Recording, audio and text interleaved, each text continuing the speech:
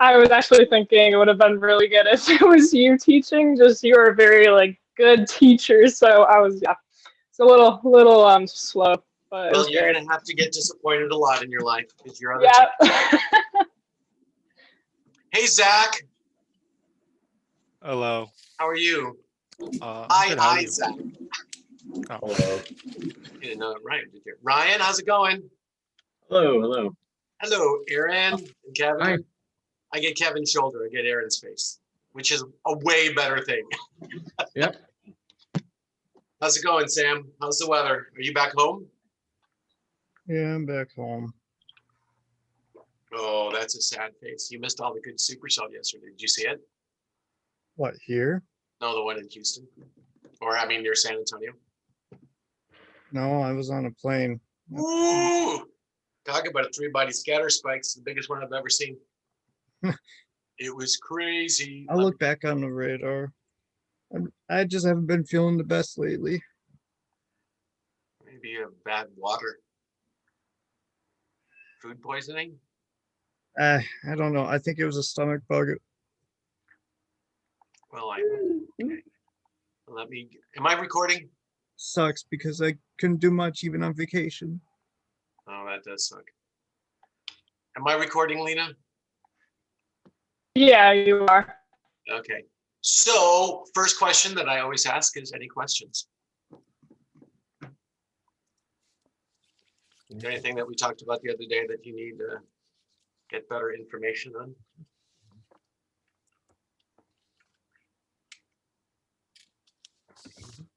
Anyone? Bueller? Thank God you know Ferris Bueller's Day Off. I don't know what I would do if you didn't know that.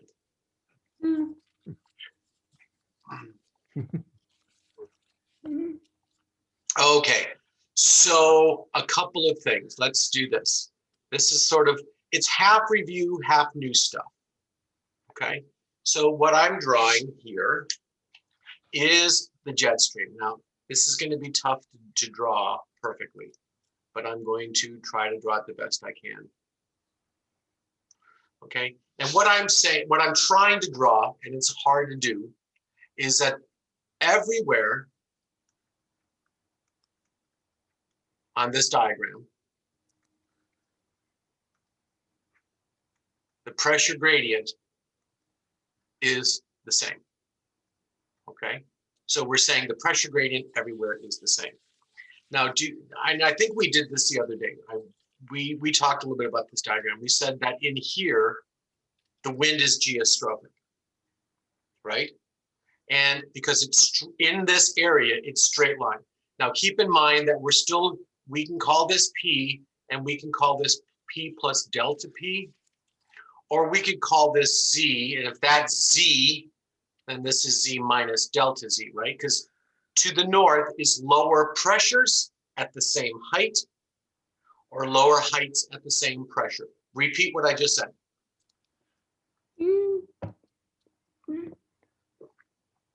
What I just said. was it lower pressures at higher heights and higher pressures at lower heights? No, let me do it again. You guys ready? Did you finish writing? Are you still writing? See, that's the problem, isn't it? You're writing and you're not listening, and I'm talking and you're writing. So someone's got to give. You done writing? Yeah. To the north in this diagram is either lower pressure if we're at the same height, or lower heights if we're at the same pressure. To the north is lower something. It's either a height gradient or a pressure gradient. But remember, the height gradient and the pressure gradient are the same thing because of hydrostatic. We use the hydrostatic equation to generate this concept that the pressure gradient and the height gradient are the same thing. The pressure gradient requires density. The height gradient requires what?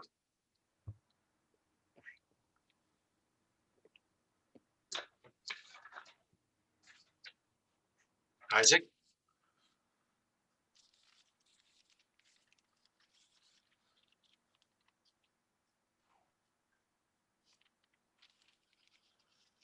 What did I just ask? I don't remember your question.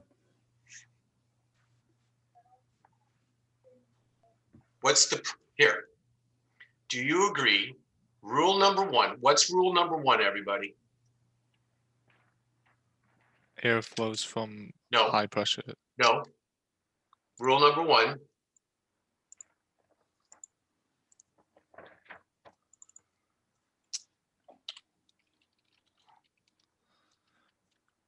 PGF always acts from high to low. Okay. It's always going to be perpendicular to the isobars or iso heights, whatever that is. Okay, so there's the pressure gradient force. What's the force acting opposite? The Coriolis. Right? And we said in geostrophic wind, those two are balanced, right? So PGF equals Coriolis force. What is the Coriolis force? Formula. Everyone, say it out loud. 2 omega v sine phi.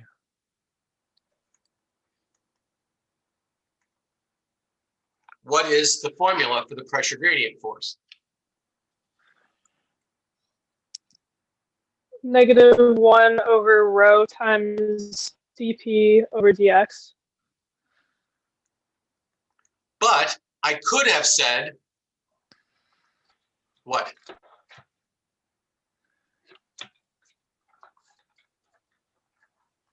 -1 rho times dp dz equals g. No, you're on the right track, I suppose.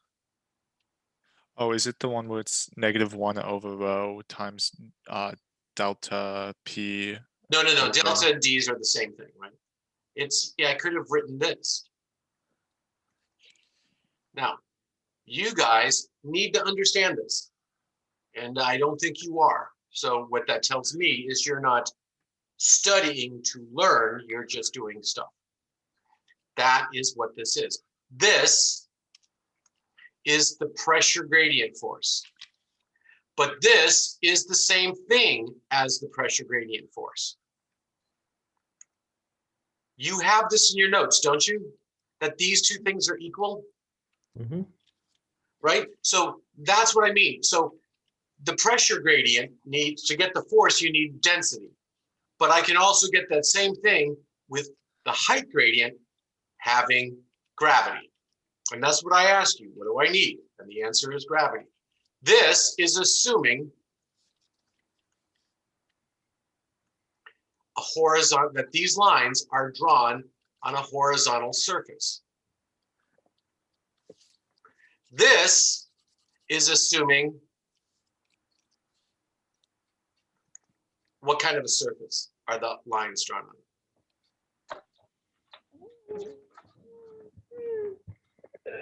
Aaron says vertical. No, definitely not vertical.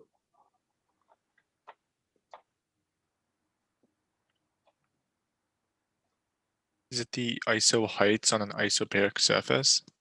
On an isobaric surface. Now, Aaron, if I had drawn this, then this line would be labeled P, but then it's always going to be less than P. Right? Because going up is always less pressure.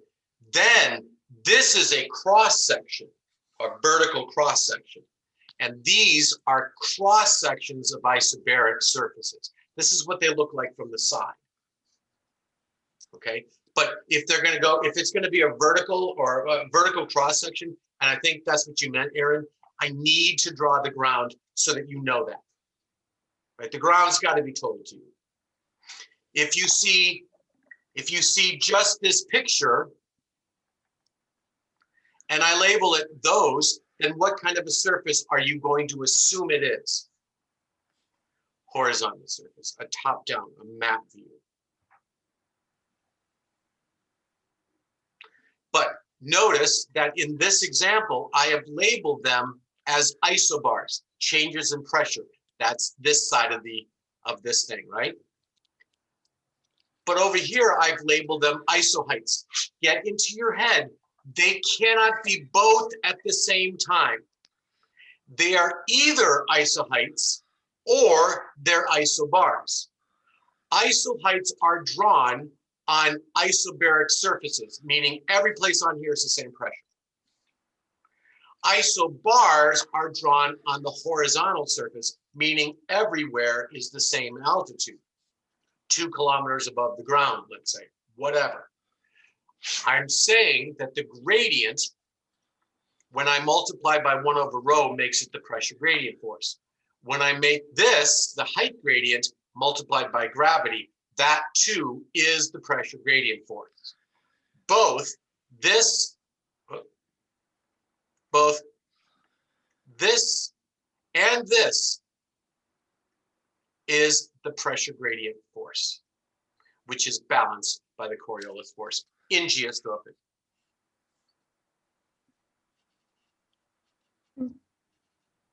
Now, do you understand that? Because I've done a lot of talking.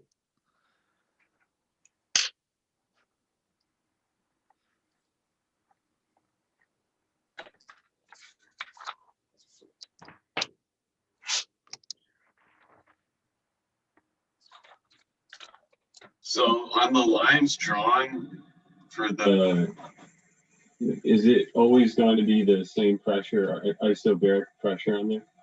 If you're labeling the line's altitude, height, Z.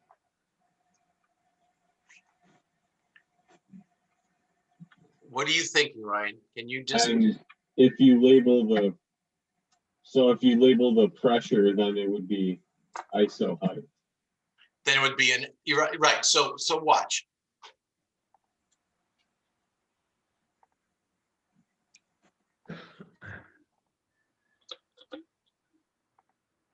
This.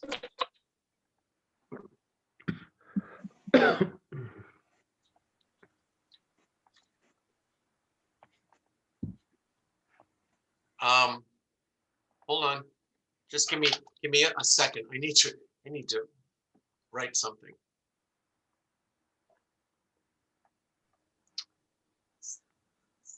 Come on. Come on. You were just there.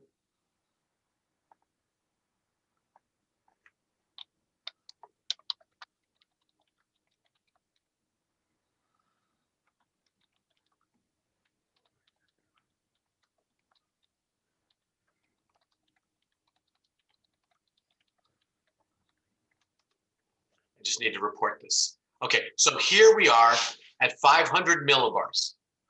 Notice it says 5580. That's the height. You see the little box? Again, you can't see it, Aaron and Kevin. Heights. This 5580 is the height. How high above sea level do you need to go to 500 millibars? 5,580. If I'm here, I have to go 5,640. I have to go higher. This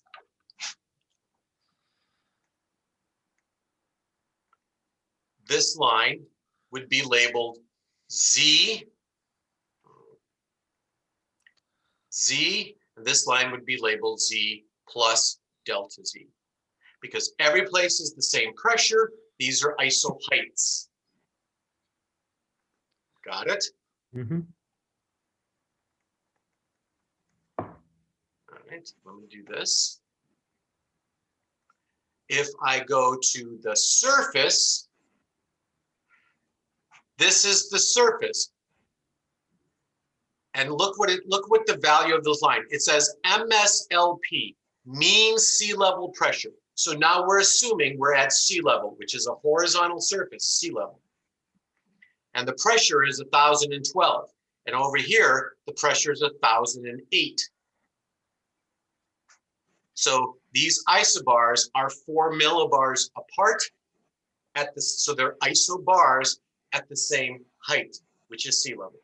So this one would be labeled P, and this would be P plus delta P.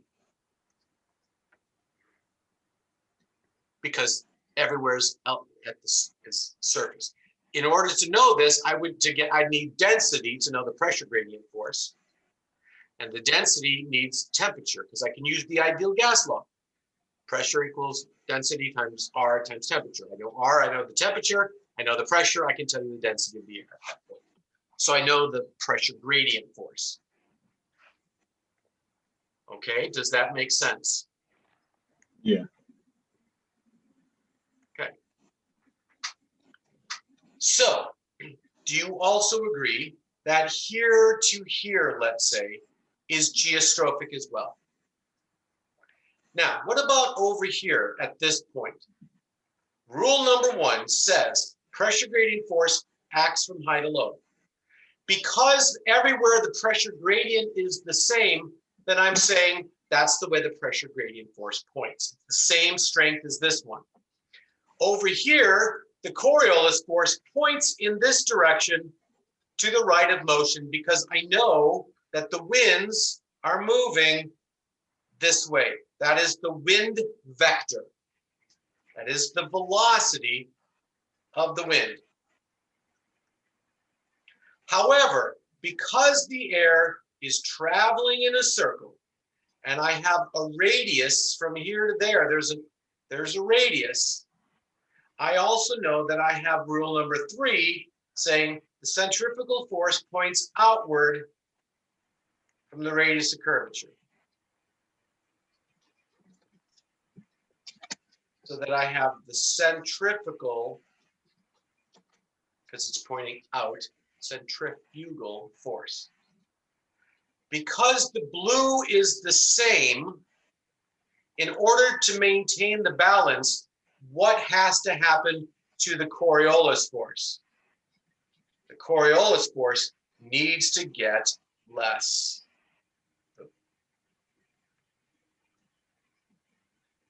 Needs to get less so that the pressure gradient force is equal to the Coriolis force plus the centrifugal.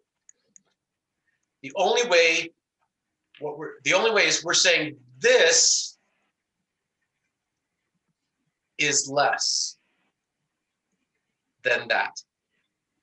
The Coriolis force depends upon the velocity. Don't worry about the change in the latitude.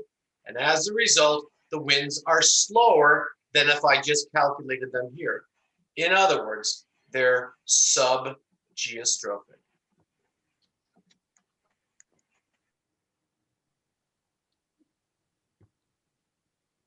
Over here on the ridge, we still have the pressure gradient force pointing up. We have the Coriolis force pointing to the right, just like we did before. But it's going to be bigger this time because acting with this is an outward force, centrifugal. And now the pressure gradient force plus the centrifugal force is being balanced by the Coriolis force. The Coriolis force is bigger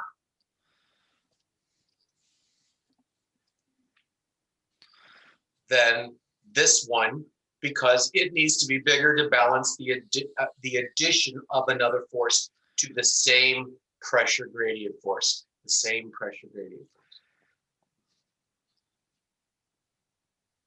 And then therefore the winds are faster and we say they're super geostrophic.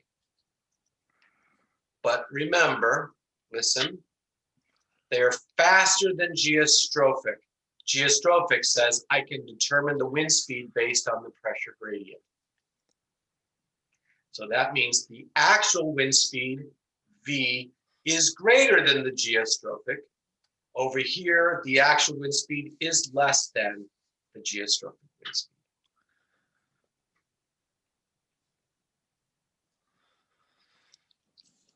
Now, I said before that if I look at this equation, I have -1 over rho dp dx plus v squared over r equals 2 omega v sine phi.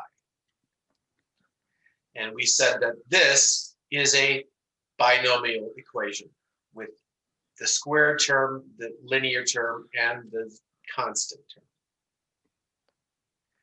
And we said that the velocity is going to be the square root. It's going to be plus or minus b. No, what is it? It's negative b, yeah, plus or minus the square root of b squared minus 4ac over 2a. Minus b plus or minus the square root of b squared minus 4ac all over 2a. Keeping in mind that this term is the c term, this term is the a term, and the Coriolis force is the b term.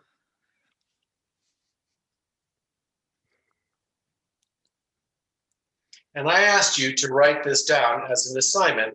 I didn't go through it with you on Tuesday, but that's what you were supposed to have done. Okay?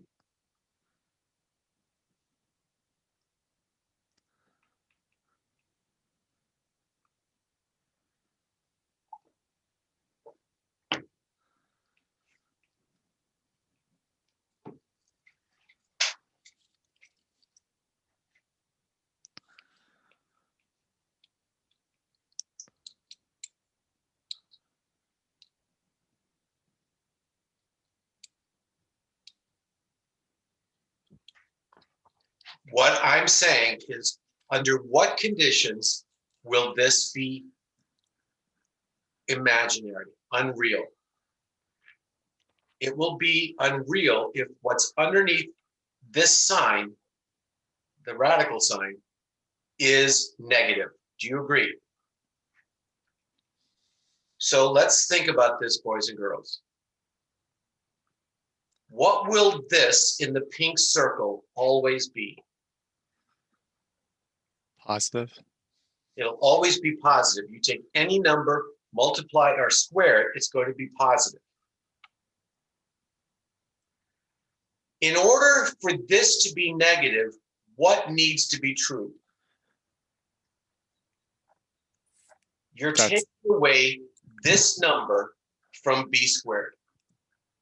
So if the blue circle is bigger than b squared, then the value underneath the radical sign is what? Negative. Negative, and I can't do that. So what's a way, okay, this is where you have to use your math a little bit. What is a way to make sure that that is never going to be bigger than b squared? Would it be increasing the radius? No, too sophisticated at this point. But yes, Zach, you're right, but that's not what I'm asking. I want to make sure that this could never be bigger than this. Under what condition will that be true? I thought maybe if one of the either A or C was 0. If A or C is 0, if A is 0, well, I can't do that in the bottom, right? Because it's not a binomial anymore.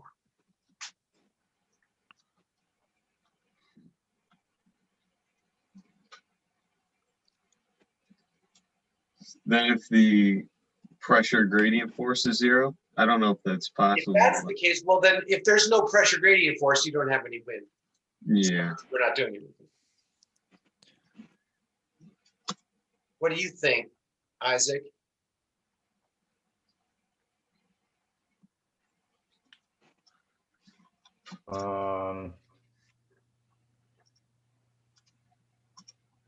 What's the original question?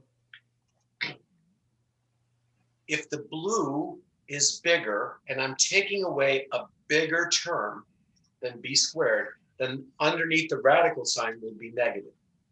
And I can't take the square root of a negative sign. So I have to make sure that this is smaller than b squared. There's one way to guarantee it. It's a detrict.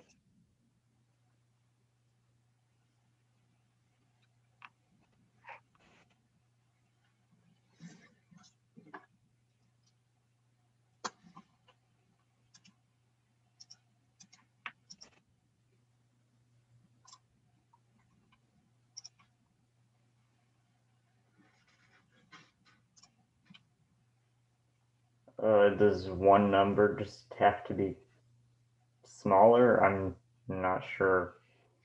See, you're thinking of values. What I'm saying is what I'm doing is it's a negative.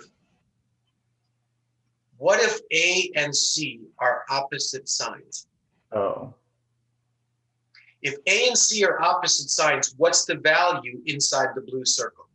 negative And a negative is a positive. right? And that will always keep it positive. So I need A and C to be opposite signs. If they're the same, then I'm taking away a positive value. 2 negatives is a positive, 2 positives is a positive. So I could run the risk. But the idea is this: if A is the centrifugal force and C is the pressure gradient, I need them to be on opposite sides. And which one of these are on opposite sides? The subgeostrophic case. Do you agree that the pressure gradient and the centrifugal force are on opposite sides? Therefore, there's no, I'll always be able to solve the equation for the subgeostrophic case. If I want to make the wind faster, I make the pressure gradient big. And if I make it big, the winds go faster to balance that out. But on this side, do you agree that they're on the same? I say, look, every time I make a mistake with the pen. On this side, they're on the same side, which means if I try to make the pressure gradient too big, I run the risk of not being able to solve this equation. So the pressure gradient force gets too big, the Coriolis tries to get bigger, the centrifugal force gets larger exponentially. And therefore, who wins? Which side wins? The side that wins, if it's too big, is this thing. And there's no balance that can be set. And what that means is the air goes this way and it doesn't make the turn. It doesn't stay parallel, it doesn't make the turn. So in result, which way is the air actually traveling? Toward lower pressure. In Moses's fish tank, fluid or air is flowing from high to low pressure, which makes the pressure gradient force less. Conclusion, write this down. In the supergeostrophic wind,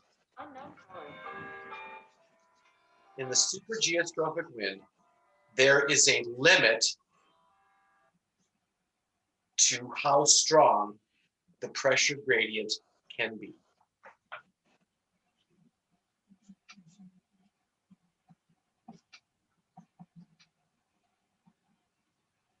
There's a limit to how strong the pressure gradient can be.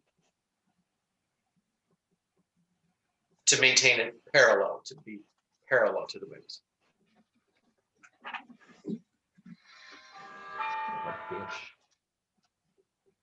So if it does like break out and it goes from high pressure to low pressure, would that make like winds following it go slower because there's less of a pressure gradient force? Exactly, right? So you can limit it. Now, is there a limit to the subgeostrophic wind? No. No. Because so in other words, a hurricane is always cyclonic. A hurricane is a cyclone. It's a trough. I can get really fast winds by having a strong pressure gradient force. But I don't have anything known as an anticyclonic hurricane, or an anticyclone. It can't be that fast. And Zach, what you actually says is the radius becomes less. See, it's not making the turn the way it's supposed to. So that's the air flows across, it doesn't go parallel, and it changes the pressure field. So when I look at weather maps, for instance, and I look at, let's say, well, I guess this will work. generally speaking, do you see that there is a ridge? And over here, there's a trough. And where are the winds actually strongest? They're near the trough. Even on the south, look at this circulation here. Over here, the winds are going around this way. And on the bottom side of it is where the winds are strong. Here's where the winds are going anticyclonic. They're not nearly as strong as they are here on the cyclonic side. And that's how that works. And if I go to, well, here.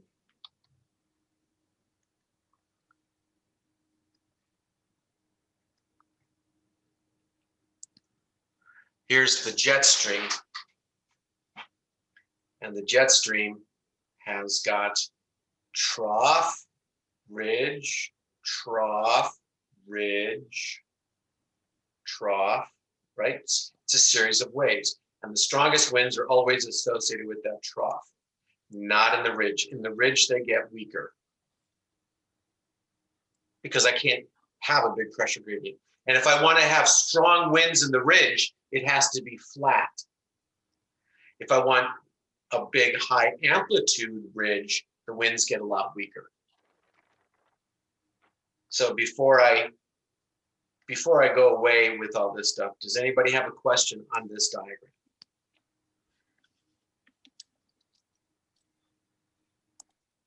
That's a cool looking diagram, isn't it? Yeah, so Did you understand it as we walked through it? Shannon, did you have a question? yeah, so are the strong winds always in the trough? Then Yeah, well, they don't have to be strong, but they can be strong. okay. They can be stronger than the winds in the ridge. But look, subgeostrophic means they're weaker than you would expect given the pressure gradient force. Mhm. So if the pressure gradient force were the same, this is where the winds are faster. Those are the winds are slower.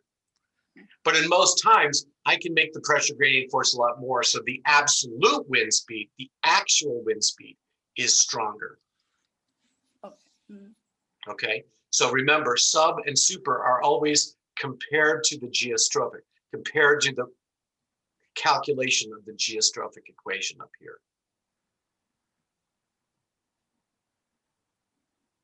So it just means faster than geostrophic, but I can pack the isobars when they're curved cyclonically. I can't do that when they're curved anticyclonically. Okay? Does that help, Shannon? I think that makes sense. Yeah. That's a good question to ask. How about the rest of you? Anything else? Now, whenever I'm looking at a jet stream, I've got troughs and ridges. When it's flat, when it's mostly east to west, we say that the flow is zonal.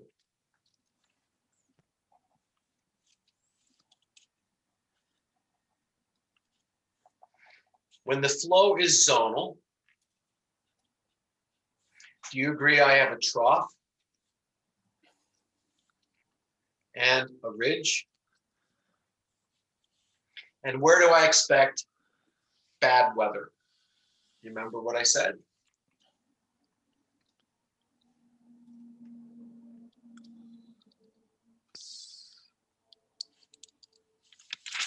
Was between the trough and the ridge. Right, downwind of the trough, though, remember? Downwind of the trough. And where will there be good weather? Upwind of the trough. So in this case, air is going to be rising, because rising air gets us precipitation. Rising air expands and cools, creates clouds, that kind of thing. And this is where the air is sinking. What's another word for sinking air? Subsidence. Subsidence.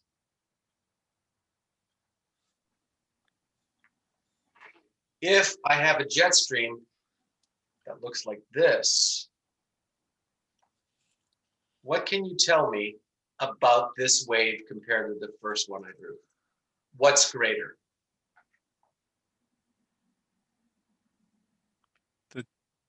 The amplitude. The amplitude, right?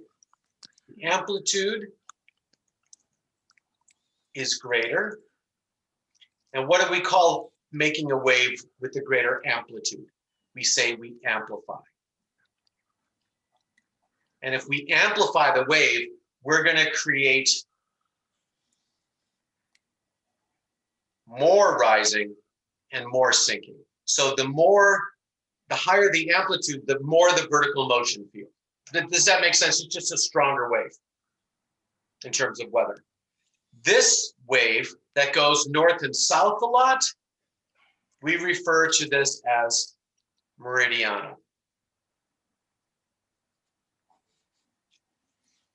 It's meridional.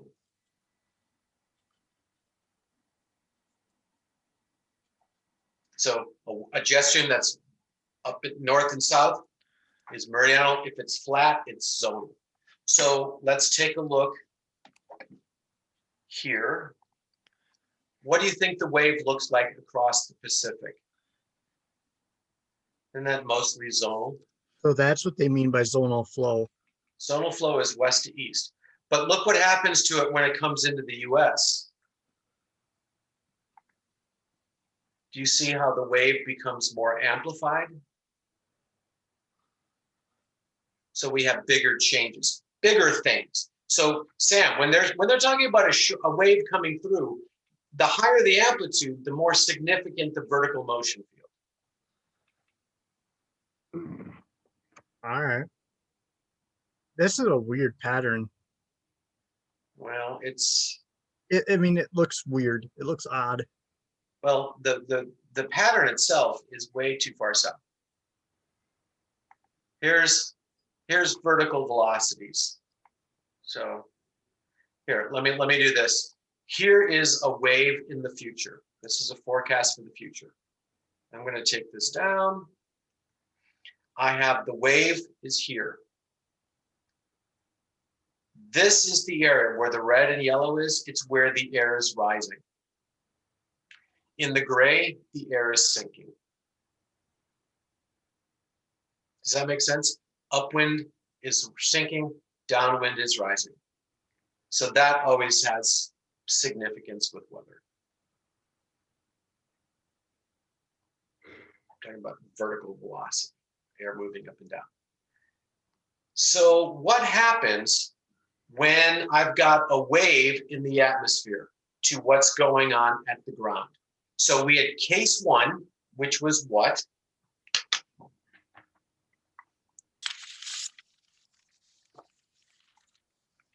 Geostrophic. Case one is what we call geostrophic. What's the description in words of it? Curved upper level flow. Case one. Oh, I'm sorry, linear upper level flow. Linear upper level flow is known as geostrophic. What's the only forces that play a role? EGF and Coriolis force. EGF and Coriolis force. Then case two is curved upper level flow. What force do we bring in? Centrifugal. The centrifugal force. And what do we call case two? What kind of wind? The gradient wind. Radiant wind. Now, case three, what do you think we do differently? We bring that same concept down to the ground. And when we're down at the ground, we add what force? Friction. And you know that friction slows the wind, makes it cross the isobars toward lower pressure. So what I'm going to do is I'm going to draw an area of low, let me use light gray.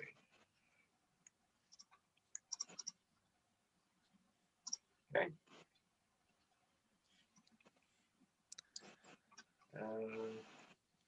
Let's see if I can make this nice.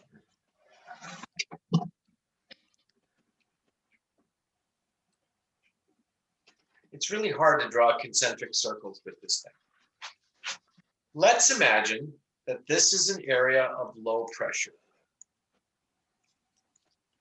which means this is either P, what would the value of this one be then? P plus delta P. Right? Because you're going away from the center where it's low pressure, or I could call this Z, and what would this one be then? C plus delta Z. Now I'm going toward lower, Oh, Z minus delta Z. Z minus delta Z, right? So, and we know that if this is upper air means that the wind is blowing parallel to the isobars, following the bispallion. So the air is going to do this, right? It goes around cyclonically, counterclockwise. At any point, I can set up the balance of forces that look like this. I could say there's the pressure gradient force. There's the Coriolis force. And there's an outward directed centrifugal force. That's acting on the air. So does the air do anything but go around in a big circle in the upper atmosphere? And the answer is no, it just goes around in a big circle. Now, I want to show you something here, so don't draw this, just watch. You see, the air wants to go in toward the center. It wants to go like that, right? But it doesn't. It gets deflected to the right because it's the Coriolis force, which means it turns to the right. And it turns to the right, and it turns to the right, and it turns to the right. And it goes parallel to the isobars. Once it gets there, once the Coriolis force takes over, it just goes in a big circle. But now let's add friction. Rule number one, which way does friction point? Opposite of motion. Opposite of motion. Do you agree that the velocity vector at this point is that direction? So friction, and before I added friction, those two forces, green and red, Coriolis centrifugal, were balanced by this. But now I have a force going in the opposite direction. That force is unbalanced. So what will that frictional force do to the wind? Slow it down. What will that slowing of the wind do to these three forces? It would decrease the centrifugal and the Coriolis. And the pressure gradient force would stay the same, right?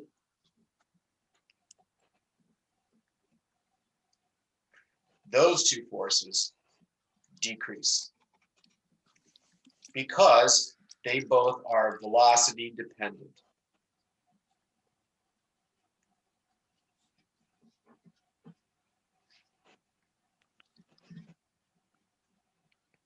Right? 2 omega v sine phi, v squared over r.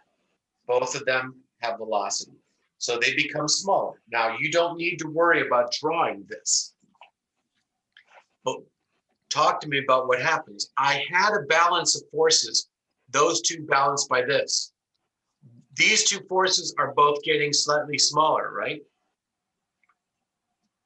They're getting smaller.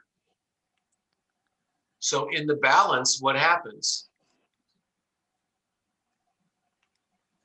This one dominates. So what will the air start to do? Go towards the low pressure.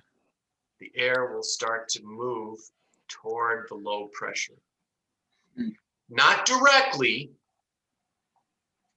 but it starts to curl in like this.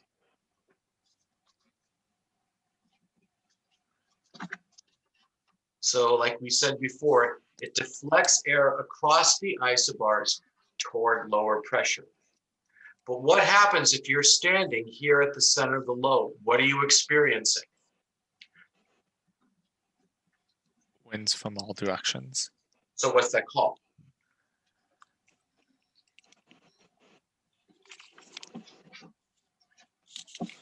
What do you experience in the center of this lobe?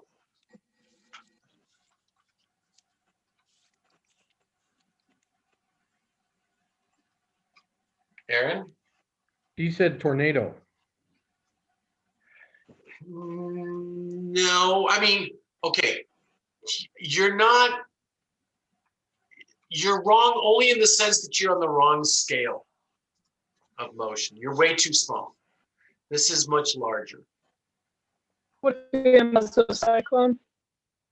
That's too small. What are you experiencing? You said all the air is coming in. What's that called?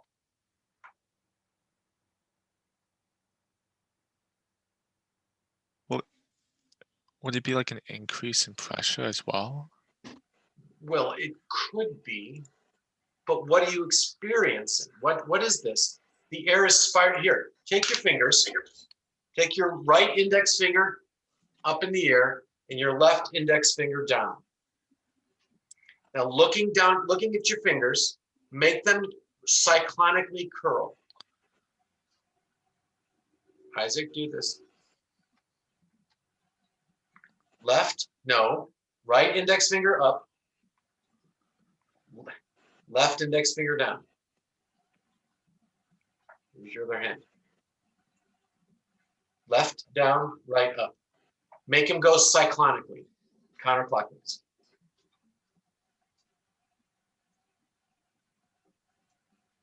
All right, it's got to go like this.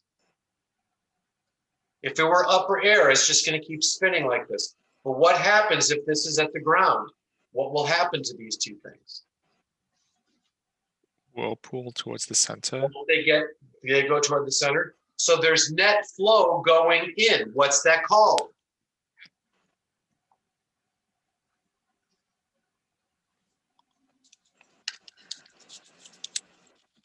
You know this.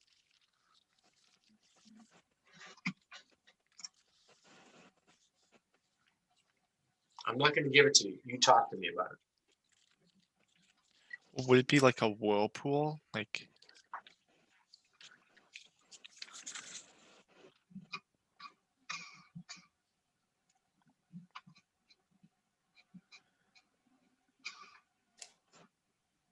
Aaron says it's a convection cell.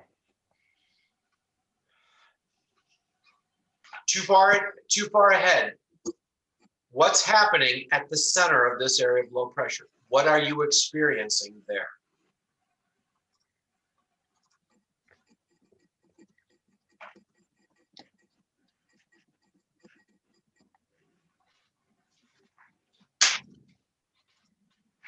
Out loud, think out loud, please.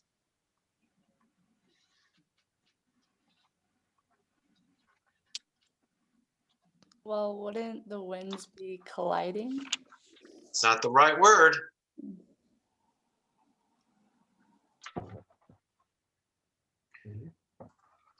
You're not wrong, Shannon. You're just not using the right vocabulary. Converging. Isn't converging the word? But this is happening near the ground. So the air is converging toward the center. What does mass continuity predict then?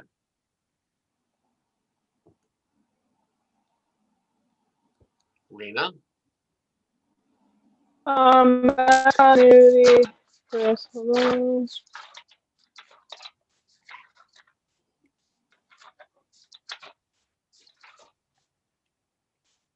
It says when you have a level of convergence in the atmosphere, you must have a level of divergence and vertical motion in between.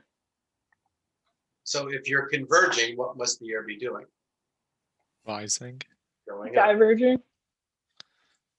and then diverging. So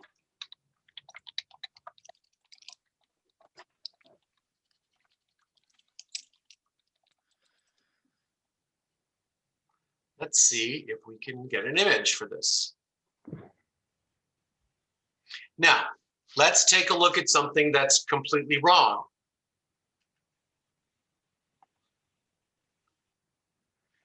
Do you agree that this shows convergence into the low? The opposite would be true of high, it would be diverging, and then they shows you the vertical motion.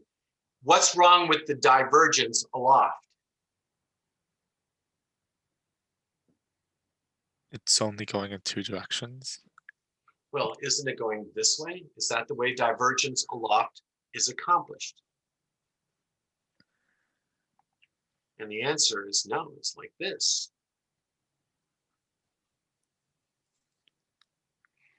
The divergence is all going in the same direction.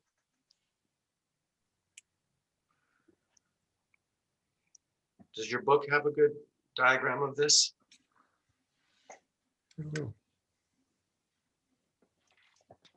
See, this is where this is just bad. In my opinion, this is bad. Yes, you have upper level divergence, but they have the air diverging this way. Didn't the other day we say the air is going in the same direction but speeding up?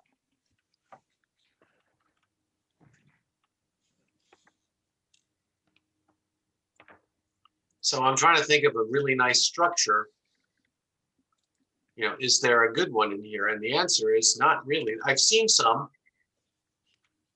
It kind of is here. But I need a much better. I mean, look at this, right?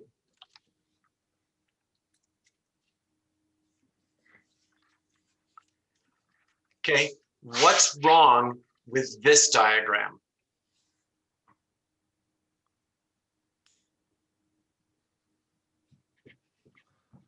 What's wrong with this diagram?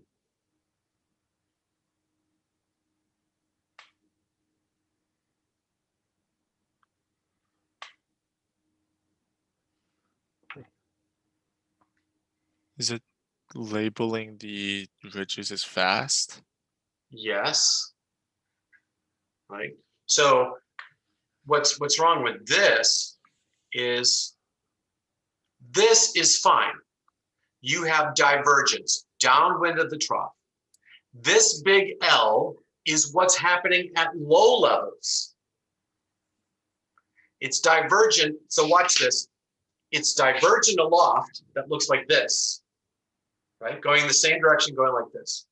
At low levels, it's converging that looks like this. So what's really happening is this. Can you see this? It's spiraling cyclonic, it goes up, and then it diverges, coming out of the trough. But then you go over the ridge anticyclonically, and now what's the air going to do? It's going to start to converge. They're going to catch up with each other, right? It's far apart, getting closer. And then the air is going to sink. And then what does it do? When it sinks, it diverges anticyclonically, clockwise. So what you're doing is this. Going up, comes out over the ridge, and it sinks. Let me see you do that dance. Right finger up, left finger down. That's the best way to think about it. So it's this way, then it rises, then it diverges, then go over the ridge. So you're turning your hands, curving them anticyclonically, clockwise. And then they sink and diverge. And that's what this diagram says, except they say slow and fast. But really, it's faster than geostrophic. It's super geostrophic and slower than geostrophic. So the air speeds up. But it's not that they're slow unless you assume that the pressure gradient force is everywhere the same. So it gets a little bit confusing in there if you're not careful.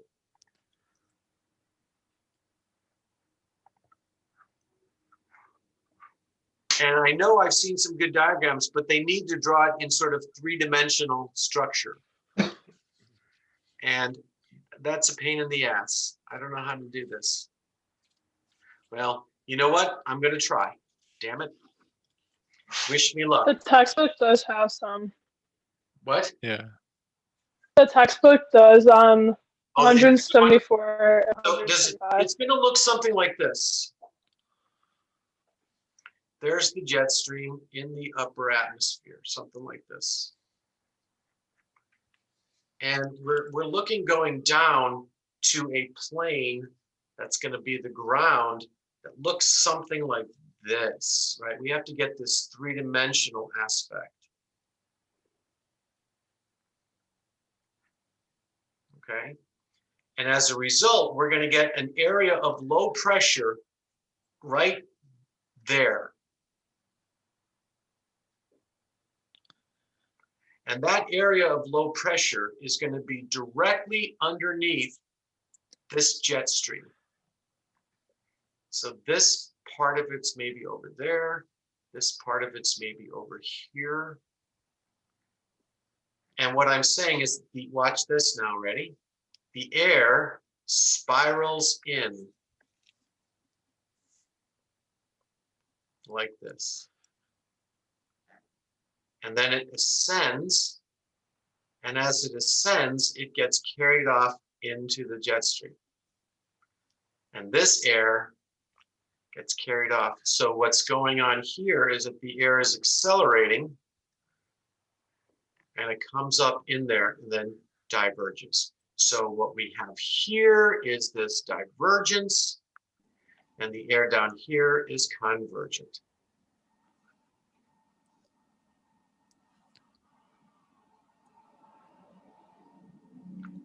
Now do you see that wave? Remember, the wave does this, right? It's horizontal.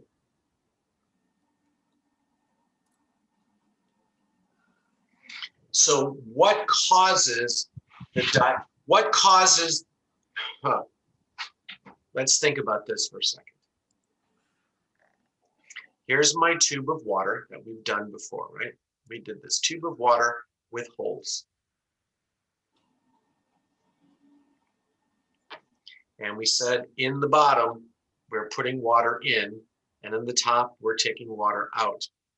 What makes the water rise is that it's linked, it's together, mass continuity. If I have more coming in than going out, what happens to the level of water? Would increase. When the amount of water in the tube increased.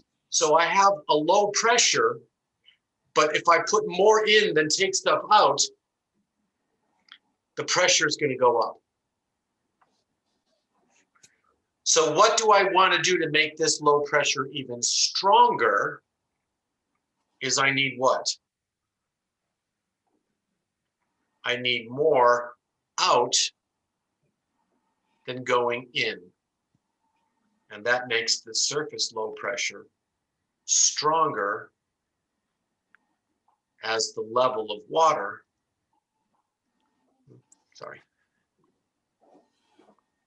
decreases. Right? The water level actually goes down a little bit.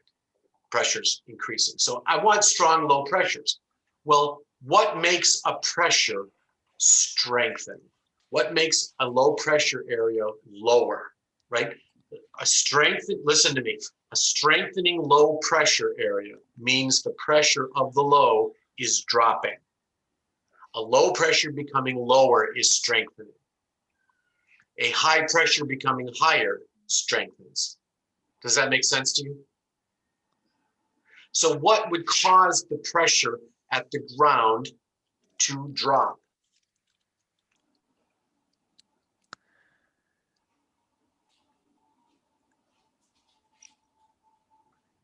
What causes the level of the water to drop?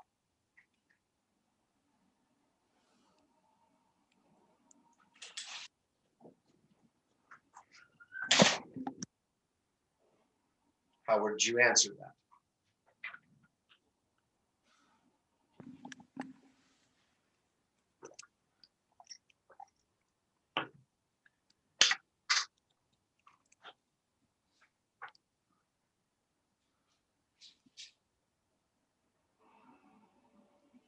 I'm waiting.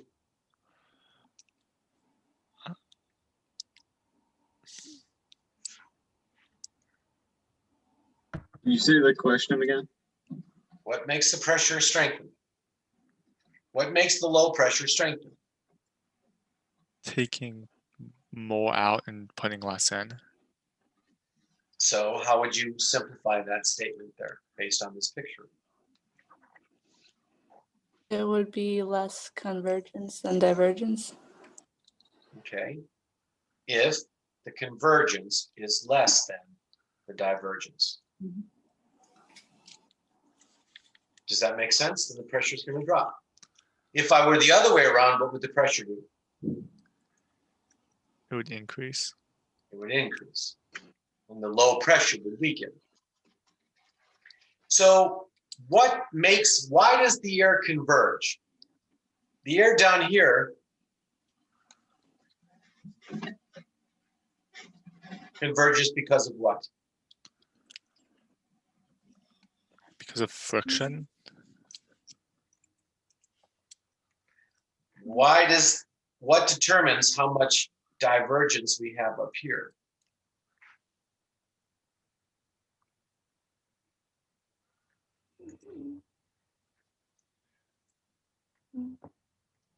Is it the wind speed?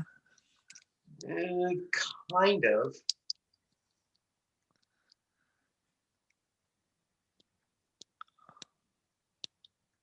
Oh, is it the amplitude? Based on the amplitude of the wave. Right? It's friction down here that's causing it. And there's always friction. So that's always going to happen some. But up here, the amount of divergence is the amplitude of the wave. The deeper the amplitude, the greater the amplitude, the more the divergence. The more the divergence, the more likely this is going to happen, and this low develops. A low that develops is called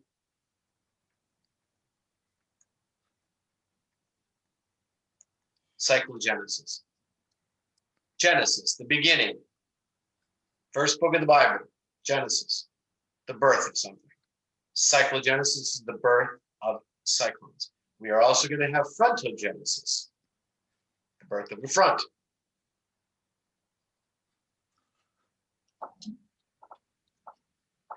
So, Lena, you said the book has a pretty good picture of this? Yeah, I thought it did. It was 174. Starts it.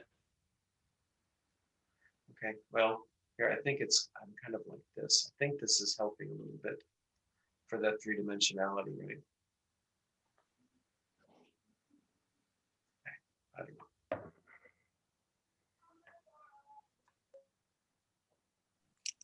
We've lost the ability to see in perception 3 dimensions. You guys play video games and everything's so 3-dimensionality, you forget what they're doing to make it look that way.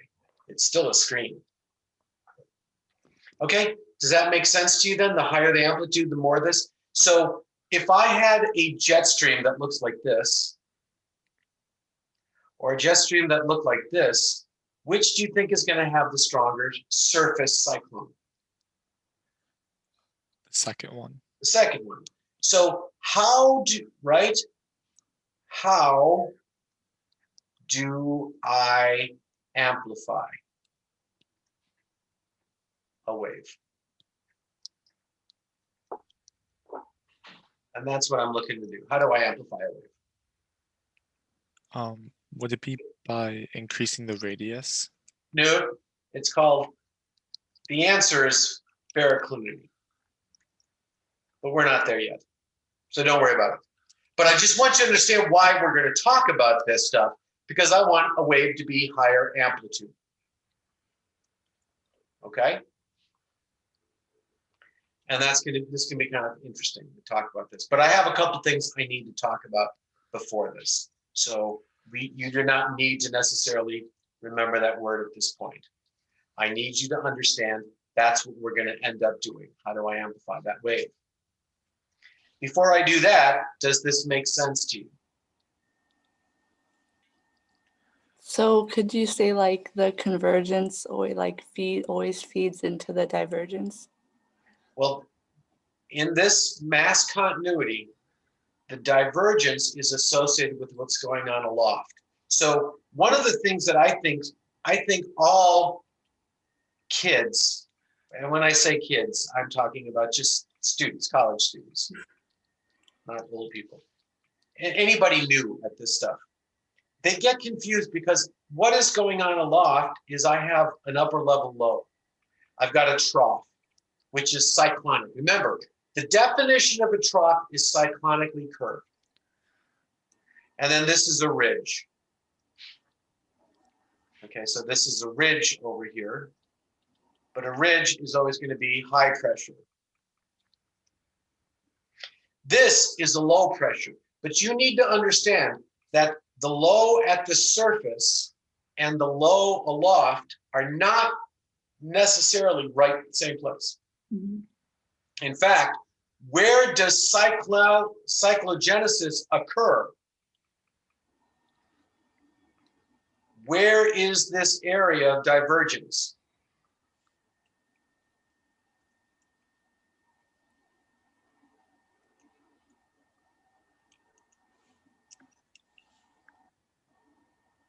Ryan? Would it be at a higher height in the wind stream? Well, no, I mean, where is this area of divergence? After the trough.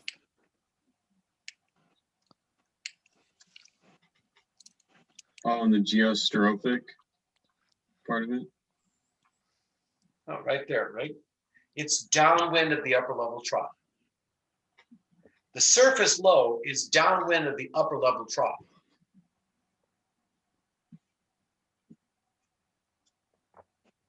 Right? So in other words, the trough is there. And it's downwind of that. That's where all this is occurring. Watch.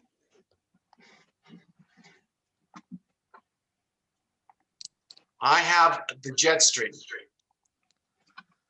And this is the forecast. Oh, where can I go? Here. Here's the jet stream. Do you see that there is a trough here? Right, there's the trough, so that's the trough. That's the upper level trough. This is 500 millibars. Where will the surface area of low pressure be? Should be over here someplace. And if I go to the surface at that same time, this is where the area of low pressure is. It's not the best example. Well, here, let me go here. This is maybe better.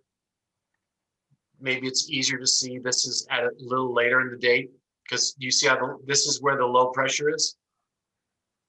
You see the winds going around it this way. Where's the upper level wave going to be?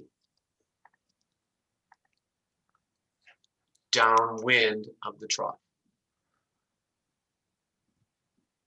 So when I see a jet stream trough, I know that there's going to be an area of low pressure. Where else do you think there would be an area of low pressure out here? Let me do this.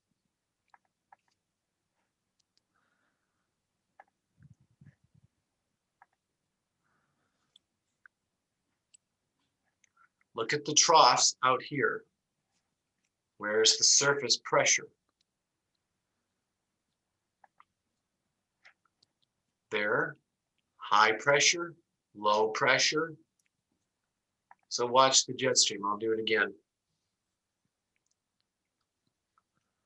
Trough, ridge, trough, ridge, trough.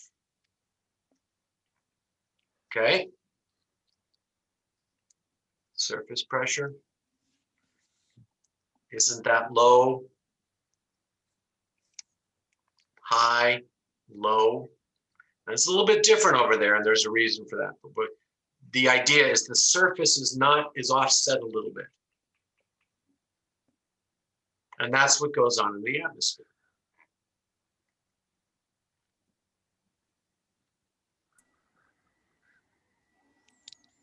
Now, I said, where is there divergence?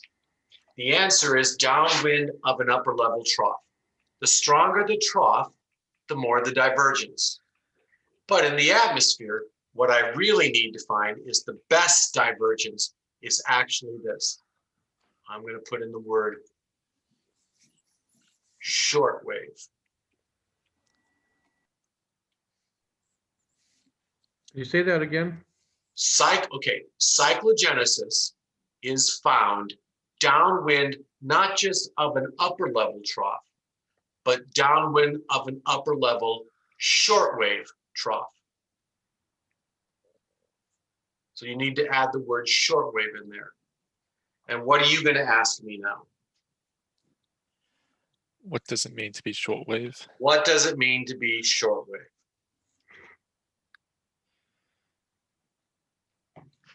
Okay. So, questions?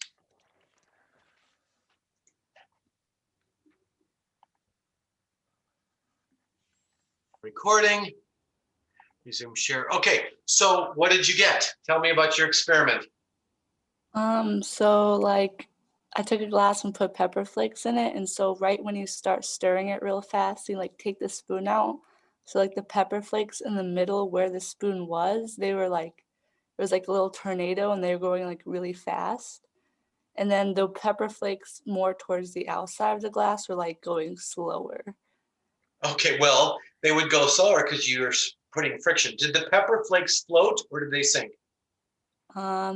They started sinking, I believe so. What did you guys with the iced tea find? Or with the tea leaves? Isaac, would you? Mine's already Go ahead. floated. Sorry, most of mine just floated at the surface. Yeah, most of ours floated. Your tea leaves floated? Yeah. What'd yours do, Isaac? I did the water with the pepper flakes too. Mine mostly floated as well. You got to get them to sink. Zach, did you get them done? Did the tea? Maybe they need to soak for a while. My tea leaves were like they like did float at the beginning, but once it started slowing down, it sank back down, and I saw like it was mostly clumped towards the middle, and it was very scarce around the outside. Would you have expected that? No. Okay, so once the tea leaves sink, they got to sink in there. And then when you stir it around, all those tea leaves are going to go into the middle.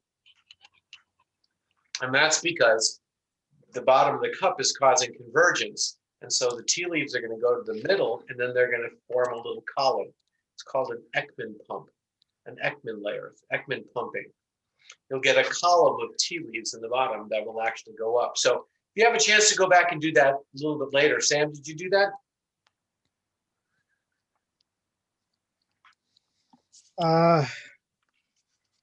I didn't. So Shannon, do you still have yours? Right, I will do it. Shannon, do you still have? Yeah. Get those tea leaves down there, or maybe the pepper flakes will work. I don't know. I've never tried with pepper flakes, but you should get that little pumping. So I don't know. Maybe I can. I'm sharing my screen, right? Mm-hmm. Let's try this.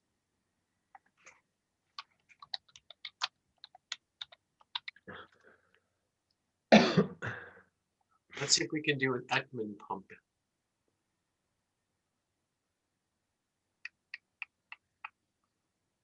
Let me put tea leaves.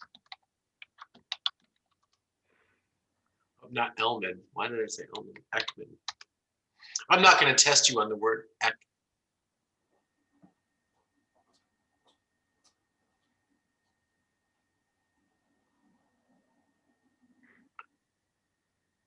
Well, this is stupid. You ever look? Do you ever realize that most of the internet is stupid? Most people are stupid. Maybe this guy will do it. Let's see if it works. It's Center for Mathematical Sciences, University of Cambridge.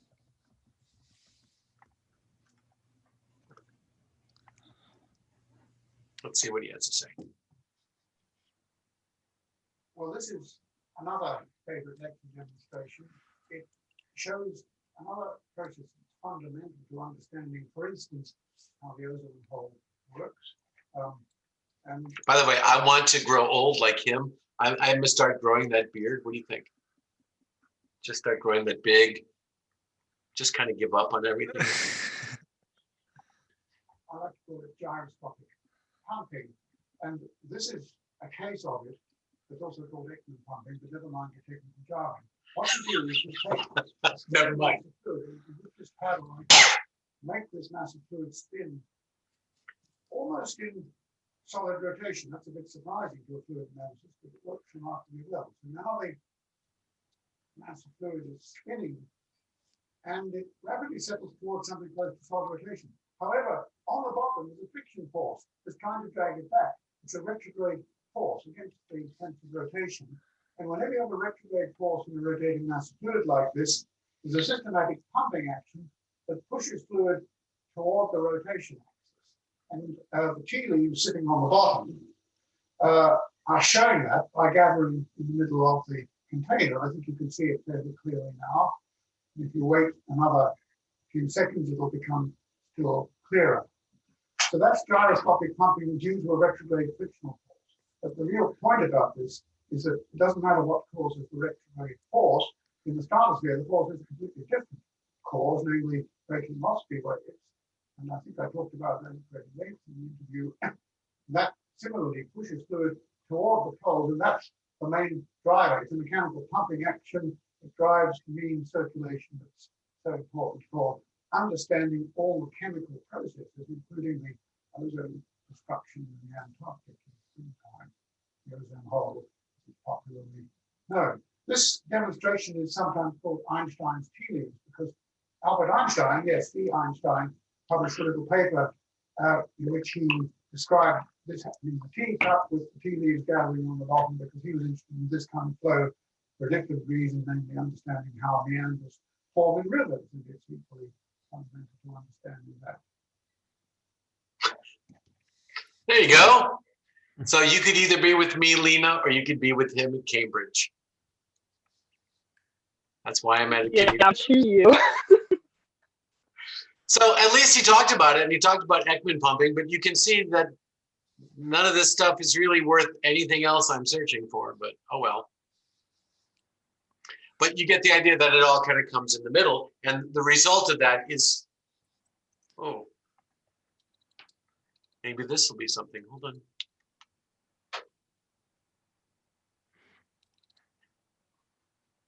Well, how about this? Let me do something fun. Rotating annulus.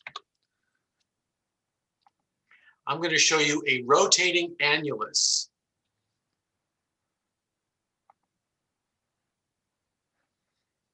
This is fun. So it's cold in the center, like the poles, and it's warmed on the outside, and they're spinning it. So this is like the Hadley cell. This is kind of what starts as the Hadley cell. And they're just throwing some dye in there. Like he's not running around in a circle. A little bit later, you get these really cool patterns with these big waves that go on there. So these waves are called Rossby waves. And the last guy just mentioned that. So you get these wave patterns in the atmosphere. And when you look at something like this, the number of waves is, when you look at the top of this, may be looking like something like this. And there might be 4, I guess usually there's between 3 and 7 of these waves. These are called Rossby waves, but these are known as long waves. So Rossby waves are known as long waves. Okay? So when we were talking about these short waves and long waves, that's what we're talking about. Let me just go ahead and finish this video if there's anything. I don't think there's anything really exciting in this one. But that looks like the jet stream. And if I do this, I don't know, anything good's in here. They're showing you the way that the fluids are going in different directions, highs and lows. Very similar to what we see in the jet stream, okay? Let's watch this one and see what happens. Because look at, see it says baroclinic? That's the word I used with you before.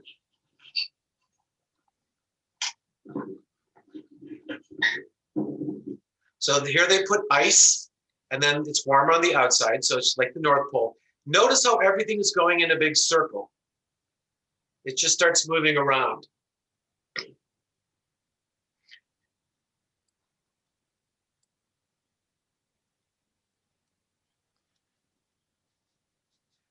And the reason is the inside ring is moving different speeds than the outside ring. But now do you see what's happening? Do you see that it's developing this wave pattern? It's no longer just going in circles. It develops these waves. Those are called Rossby waves, R-O-S-S-B-Y.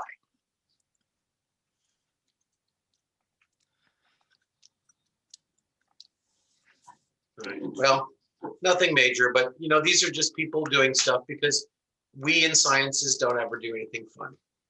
So let's talk about this. So these long waves are what we call planetary or global scale. When so the name of this thing, and I probably should have written there, this is just called scales of motion. When we talk about how big or something it is, there's two things. We want to deal with temporal and spatial. Do you remember the word temporary? Temporal refers to what? What does that mean?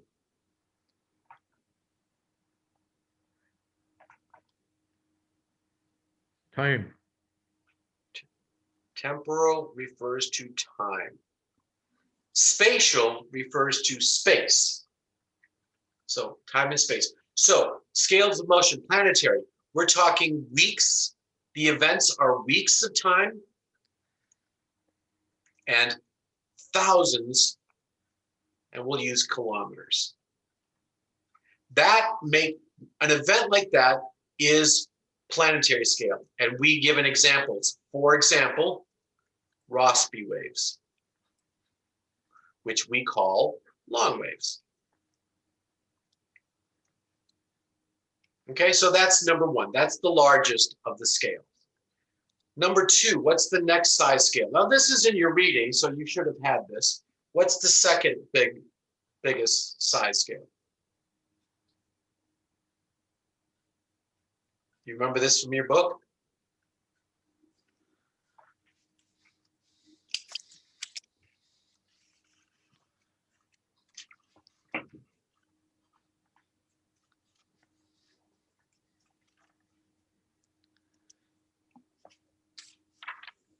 Can you find it, anybody?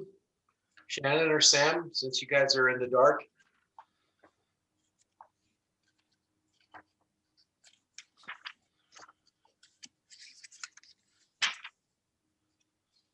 Yeah, was it synoptic? Synoptic. Synoptic scale.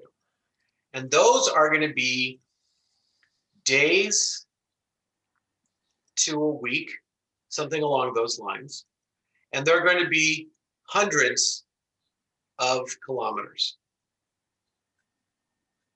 like 600 kilometers long, something like that.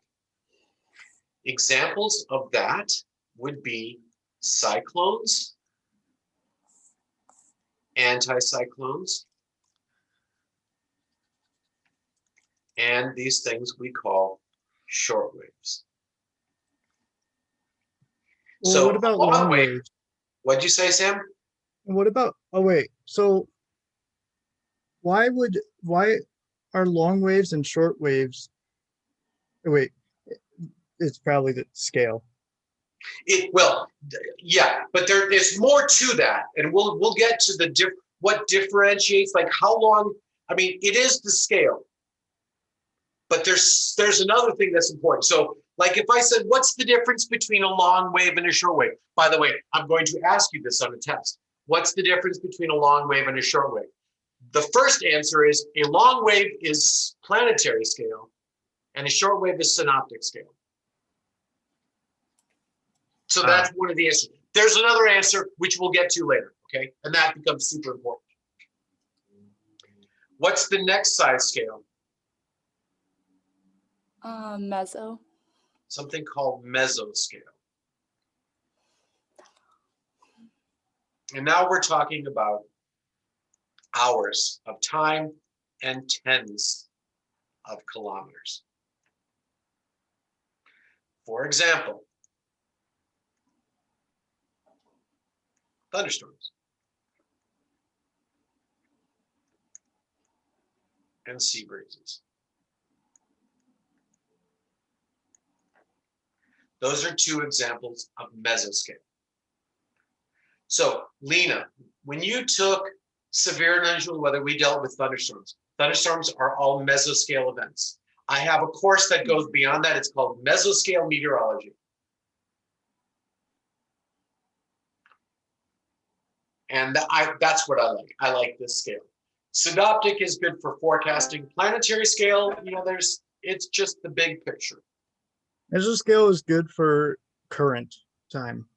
Yes, we're not very good at forecasting long time mesoscale events. What's the smallest scale? Would fronts also be considered mesoscale? Oh, sorry, I lied. I didn't lie. I forgot. Fronts. Fronts are considered synoptic scale in length.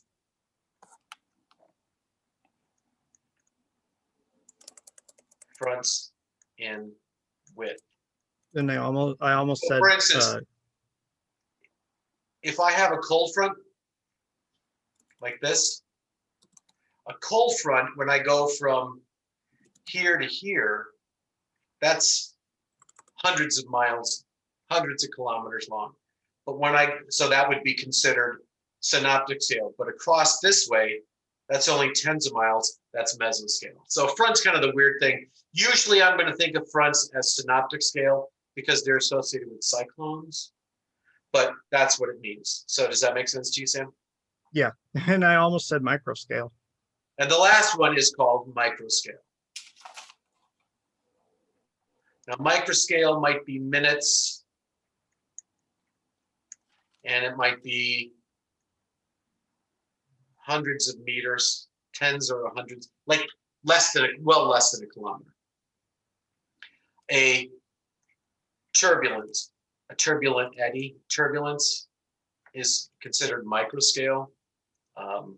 A single cloud, like a cumulus cloud, is microscale. Would a single cell thunderstorm be microscale? That's still mesoscale. Okay. Tornadoes, downbursts, Tornadoes, microbursts, those would be microscale. No. Technically, they're mesoscale, Sam. They're so, I would have thought they would microscale. These are shoe boxes, my friend. So mesoscale actually goes meso alpha, meso gamma, meso beta. So you break it down into smaller scale. So a tornado or a microburst is on the small scale of mesoscale, but you're still looking at, single kilometers, couple kilometers long. So it's a continuum, but microscale, I'm not going to talk about microscale. But the most important thing that I do need to tell you is that here is the dividing line. That larger than here is the Coriolis force is important.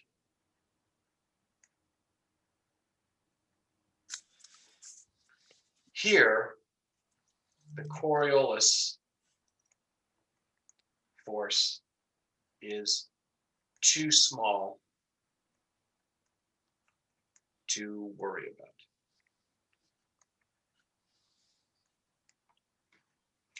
So we neglect it.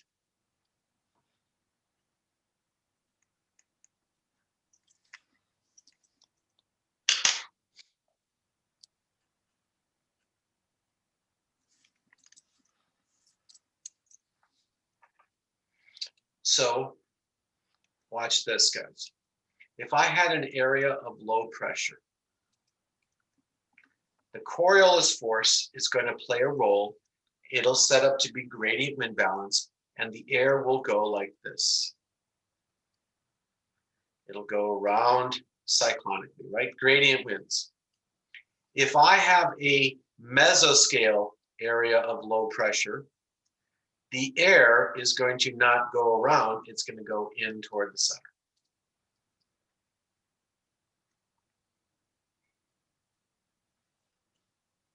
So remember I said the other day we were talking about to make things as simple as possible. And I said, what the pressure gradient says the air wants to do what?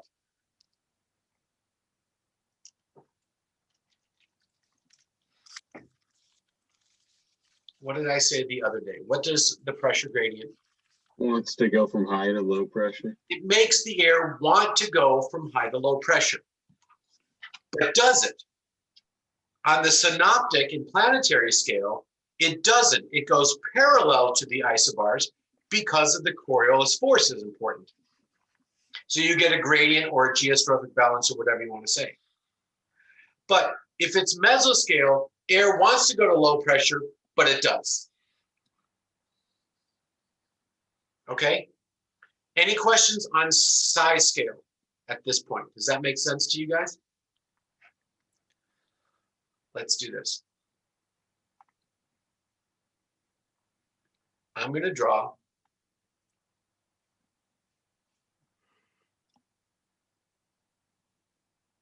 you don't need to draw this. You do not need to draw this. Do you remember the other day I drew this?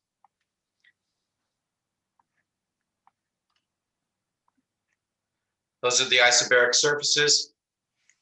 This is the ground, right?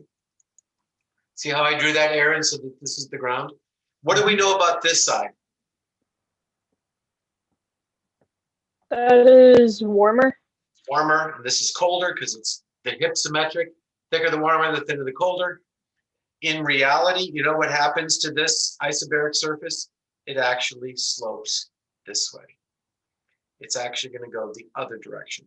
So what happens at low pressure is that there is a lower pressure here, and there is a lower pressure here, and there is a higher pressure here, and a higher pressure here.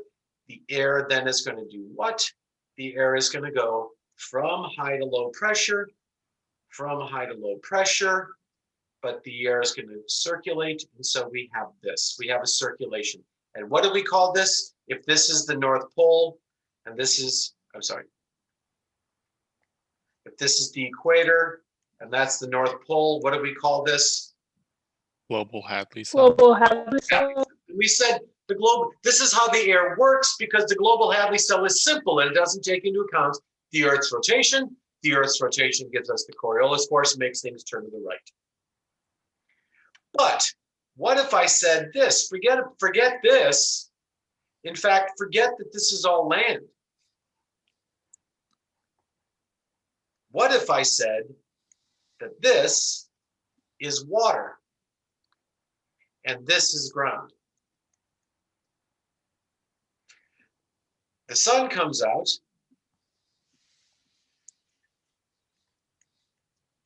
heats the land. See that the land gets warmer because of the sun. The water doesn't warm up very quick. It's warmer over the land, and I get a circulation that looks like this. This is called a sea breeze because it goes from the water to the land. It's an onshore flow. But does the air turn to the right? Do you see how the air down here is going from high to low pressure? But it does that. Why? This is not simple. This is what actually happens. Why? Because it's small scale. It's like micro scale. Not micro, it's mesoscale. The sea breeze is mesoscale. It's small scale. And what that means is the Coriolis force doesn't have time.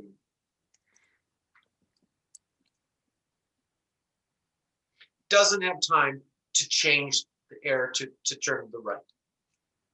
So when you get a mesoscale event, Sam, this is important for you, right? Mesoscale event happens within a few hours. And the Coriolis force doesn't have time to do something. And I'll explain that in a second. But the air travels from high to low pressure. And the reason for that is you've got differential heating. The water is cool and the air temperature or the ground temperature is warm. And we actually get that circulation. Now at night, what happens?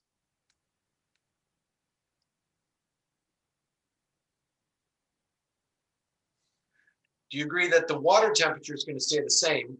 The ground will cool off. So at night, the circulation reverses. The highs and the lows are all in opposite directions. And you don't call it a sea breeze. What do you call it? A land breeze.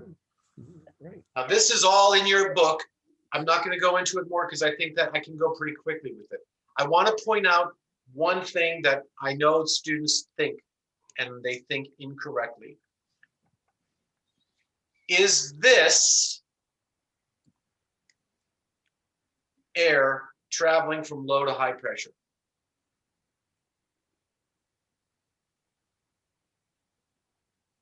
Yeah.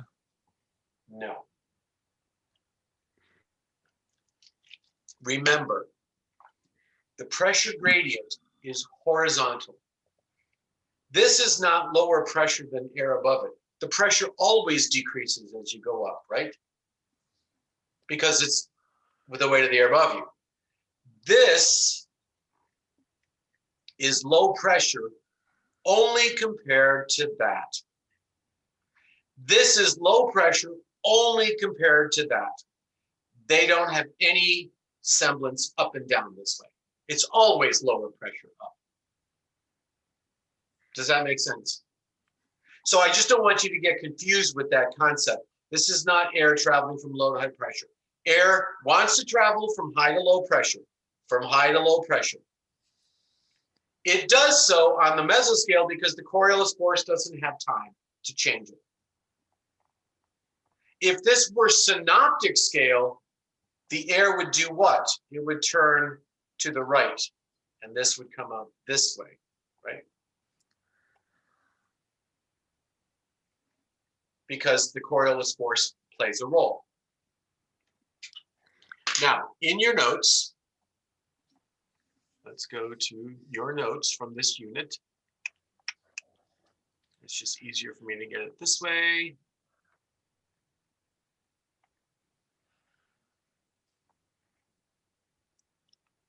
There is something in here that talks about the strength of forces, right? Is a dime a lot of money? Well, let me ask you this. Let's make it a little bit more realistic. Is $500 a lot of money? Yes or no? Yeah. If I said, I want you to come drive over here and bring me a bucket of chicken, and if you do that, I'll give you $500. Would you do that? Yeah, because to you, that's a lot of money. Do you think if I called Michael Jordan, he would do that? No. Because to Michael Jordan, $500 is not a lot of money, right? Big and small only matter when you compare it to something. right? Is 90 degrees hot? Yeah, well, is it hot compared to the sun? If the sun were 90 degrees Fahrenheit, do you think we'd have a good weather system? I think that'd be bad, right? So again, hot and cold are a comparison. So is the Coriolis force big or small? And the answer is, well, it depends. Mhm. So let's look at this as, get rid of this, as an area of low pressure. So I said, let's say the velocity is 10 meters per second. Just so you know, 10 meters per second is like 20 knots, 20 miles, 21 miles an hour. The radius is 5,000 kilometers. That's synoptic scale, right? That's 500,000 meters. The latitude is 40 degrees. Remember, the centrifugal force, or what I call the acceleration to centrifugal force, is v squared over r. So I take v, 10 squared, divided by r, 500,000, and I get 0.0002 meters per second squared. Is that a big number? Well, I don't know. What am I comparing it to? How does this compare to gravity? It's really small. Really small. But what about the Coriolis force? Which is 2 omega v sine phi. I'm given all that information and I get 0.001. So the Coriolis force is 5 times larger. But that means the centrifugal force is 20%. If I said, hey, I'm going to take 20% of your money, would you be bothered by that? If I said COVID killed 20% of the people, would you be bothered by that? Well, yeah, that's a big number. Let's take a look at this. Let's look at a tornado, where now the winds are 100 knots, so it's a pretty strong tornado. The radius is real small. I do the same calculations that I did before, and I get this, the Coriolis force is 0.005 meters per second squared. It's bigger than this Coriolis force because the winds are faster. 5 times faster is going to be 5 times bigger. But what is it compared to? Look at the centrifugal force. Does the Coriolis force matter compared to that force? This is like 10,000 times smaller. If I said, can I take 1/10,000th of your money? Can you give me that? How much are you going to give me? That's like, if you have $10,000 in the bank, you give me $1. Or is that really hurting you? You're like, yeah, I'll give you $1. Right? So by comparison. So what I'm saying is, when I've got large scale motions, these numbers look small, but they relate, they're close to each other, and they both matter.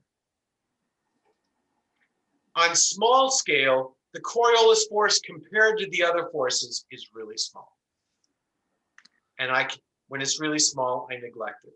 It's like this. We did vectors, adding vectors together, right? If I said this vector plus this vector, does that give me a change? Yeah, that's a pretty sizable, important thing. But what if I said this plus this? Does that really change the answer? Do I need to add this? Do I need to put pennies on my tax form? Just round to the nearest. No one's going to care. What's a penny or two? Okay. So when water's going down a sink, like in your bathroom, that water has a centrifugal force around 1 meter per second squared. The Coriolis force is like 0.0005 meters per second squared. Do you think the spin of the Earth is going to change this? And the answer is no. In fact, what you're saying is it would take 2,000 seconds to change the velocity by 1 meter per second. That's a long time. So in other words, when you drain water, when you flush a toilet, the water starts going that way instantly. It has nothing to do with the spin of the earth, nothing at all. If you could drain the water in your bathtub and let it last for 4 hours, it would develop a spin that's cyclonic. But the reality is it's the way that you start the water, where your water goes in. If you went into your bathtub and played, you could spin the water either way just as easily. Depends on how the water goes in the sink. So that, you know how people say, oh, the water changes direction in the southern hemisphere. It doesn't. That's not true. You know that? I'm going to show you something.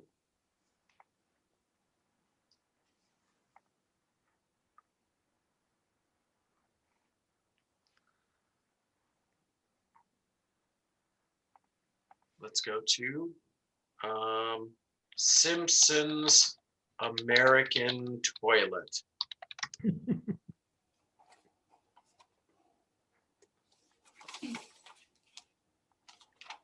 So we'll watch The Simpsons. Yeah, let's go backwards in here. No, They're in Australia. The back boom stick isn't even strong enough to make sure the correct American way.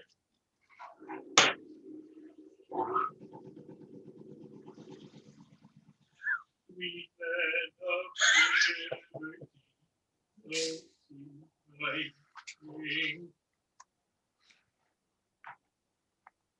Let's see what else this one is.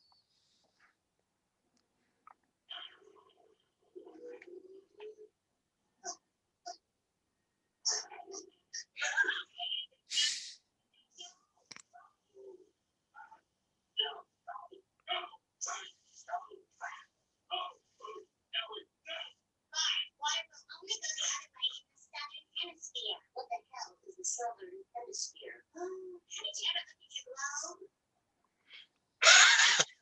See, the southern hemisphere is made of everything below square. It's long. Go down there and say Argentina or Granite Valley. Let's make a collect call to Australia.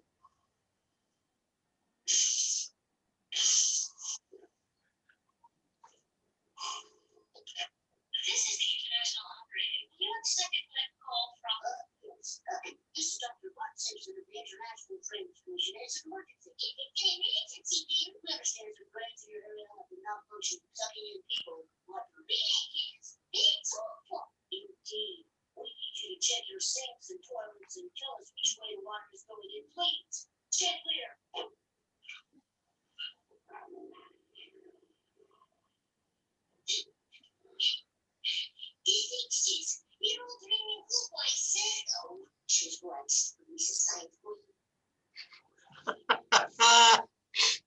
So that's all wrong, right? Just so you know. Did you ever have a high school teacher that did that stuff with you? No. You? No. Did you ever hear that toilets drain the other way in the southern hemisphere? I've heard that before. Yeah, I remember that Simpsons episode. Where did you hear that before? Who said that? Who said I heard that before? Zach, did you say that? Oh, I said that I remember the Simpsons episode. Yeah. Somebody said that before that. Ryan, did you say something? Yeah, I cut out. I said I've heard of that before. Oh, okay. Did they teach you that in school? No, I think my dad actually told me that. Okay, so I told this once, and there was this lady, and she was a retired lady. She must have been in her 70s. And she was taking the course, she audited the course, and she traveled around the world all the time. So she traveled, and she'd come home for a couple of weeks, and she would sit in my class. And she just wanted to learn stuff. It was really fun.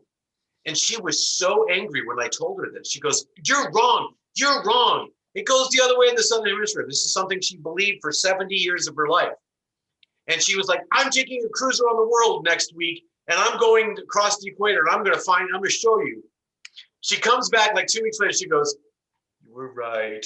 Because it didn't change. It doesn't do that. But there's TV shows. There's all sorts of things about water going in the opposite direction on the other side of the hemisphere. So just so you know, once again, people are stupid when it comes to science, and you are gullible. So don't be gullible. This, what you see here in this document, gives you an idea that once the water goes, it takes too long. That's why the scales of motion are temporal. Tornadoes, thunderstorms happen within an hour or 2 hours. They rotate for a different reason. Areas of low pressure last for days. It takes a while. Hurricanes rotate because of the Coriolis force. So you need the Coriolis force, but a hurricane doesn't just happen. It takes 48 hours to start getting it to go. So again, if you drained your water in a big sink over 10-hour period, it would happen. So the Coriolis force, more than magnitude, is really a matter of time. I need to give it plenty of time. Mesoscale doesn't do that. That's why air goes to low pressure on the sea breeze. So if in fact, it's funny, it's kind of interesting. If I were to look at a peninsula, let's say, like Florida. So here's Florida. Florida looks like this, whatever. Sea breezes, the air would be going this way during the day, like this. But if that sea breeze lasts all day, do you know what the air starts to do? It starts to turn to the right.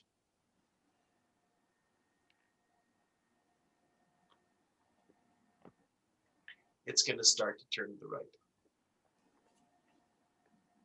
And if the air would go this way and this way over here, and I put a paddle wheel in the middle,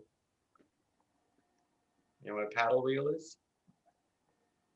Which way would that paddle wheel spin? Cyclonically. Cyclonically. So we're gonna get something that looks like that. So back to the sea breeze. You know, here's the land. We have the air coming on shore, and what we tend to get over the sea breezes are cumulonimbus, thunderstorms. Why? What do I need for thunderstorms? To get a thunderstorm, I need lift, moisture, instability. I've got warm air over the land. I'm bringing in moisture from the water, and I'm lifting the air because there's a circulation here. And so I often get showers and thunderstorms. Anybody been to Florida in the summertime?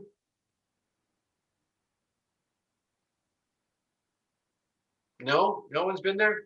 Dude, I can tell you right now, I'll give you the forecast for July in Orlando.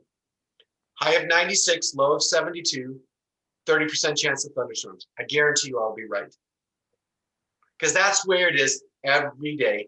They get thunderstorms every day. And if you've never been in a Florida thunderstorm in the middle of summer, you don't know how rain can be so heavy. You can't even, you're driving on the road, you have to pull over. You can't see for that few minutes. It's like zero visibility. It's raining so hard. Lightning and thunder like crazy. And then it goes away and it's awesome. And it's really hot and humid, but that's what happens every day. Okay, so with that in mind, let's see, where are we in here? All this stuff should make sense. And now we go into air masses. And we're going to be talking about how do we make that wave baroclinic. Okay, so I want you to read this stuff about air masses. You guys have been a really good class so far. We have, okay, let's talk about the end of the semester. We have 2 more weeks left of classes. I actually think for the first time in years, I'm getting through all the material I need to, which is phenomenal. I'm so happy about this. We have air masses and fronts, and what we're going to start doing is the baroclinic, these disturbances, this extratropical cyclone. We have 2 weeks to do that. We'll do a little bit of stuff on thunderstorms and hurricanes, really preliminary stuff, because if you want to learn about thunderstorms and hurricanes, you take severe and unusual weather. This is the last stuff that we're going to be dealing with. And then during the finals week, when's our final? Is it on that Tuesday or a Thursday? let me ask you, well, you know what, since the final is online, I'll give you a time frame during finals week. We won't meet for class. We'll just have that time frame to do the test. So it'll be a test. It will not be cumulative. It'll just be another test. So the final exam is just your last test, and that'll be the big chunk of your grade left. Okay. There is one thing. Hold on. Go to Blackboard.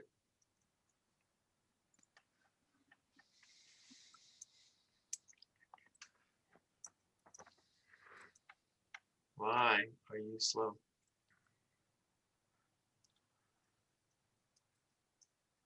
What's going on? There we go. Earth 1110. Go to labs.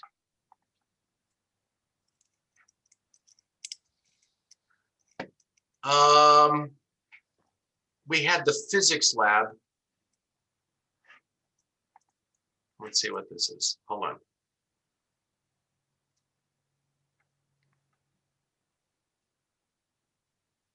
Oh, we didn't do that.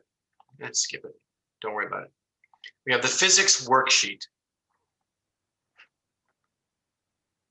There, this is good. I want you to do this worksheet and submit it.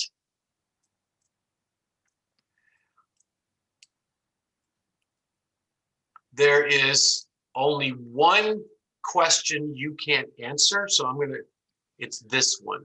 So try to look this up. I think it's in your book. So this so with question, that one, I actually answered that one, and the winter storm one kind of confused me. it moves from northwest to southeast. Sam, do you know what that's called?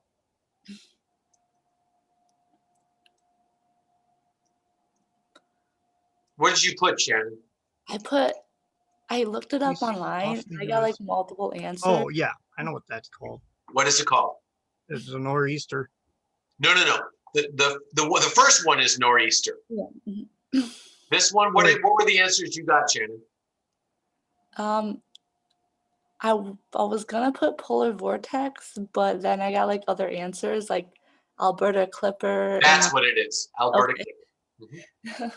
So look that up. But everything else you should be able to, everything else we've done for this one, okay? So this is just a worksheet, and I will make it, let's do it this way. Let's just make it do. It's called the physics worksheet. So when does it due? I'll make it due. Do you need more points? You want 20 points or 10 points? 20. 20. All right, and we'll make it due May 3rd at midnight. Oh, where does it go? At end of day. There we go. So I did most all of it, but I did not get the last question with the temperature gradient, I think. Okay, that's the thermal wind. We did that in class, in one of the lectures. Okay. Did you finish all the lectures? Did you, Shannon? Did you? Yeah. I don't know if you were there or you missed that one. No, I was at my parents' the other day, but I got the notes, so. Okay, well, that thermal wind is on that one. Okay. Okay. So it's in one of my lectures that we talked about it, but everything should be there. So that's your only assignment over the weekend. And then you just show up to class like always, and we have no more big labs or anything like that, or that's just really a worksheet to summarize what we've just been talking about. And then we have some real cool weather, and I'll probably show some cool videos and stuff like that. All right. So with that in mind,